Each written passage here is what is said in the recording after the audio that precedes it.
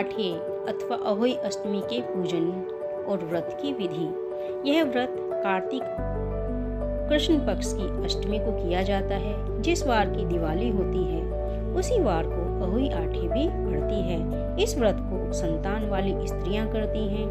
बच्चों की माँ दिन भर व्रत रखे सायंकाल दीवार पर अष्टकोष्ठक को अहोई की पुतली रंग भरकर बनाए।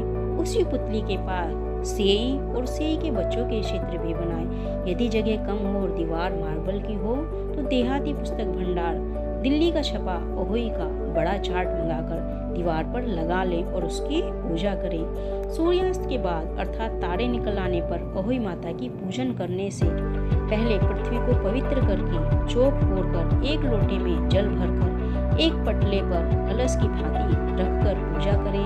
अहोई माता का पूजन करने के बाद माता की कहानी सुने।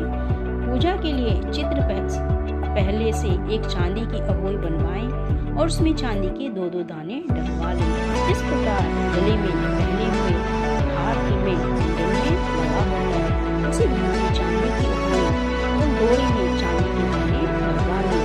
फिर रोटी, चावल, दूध व भात से अहोई की पूजा करें।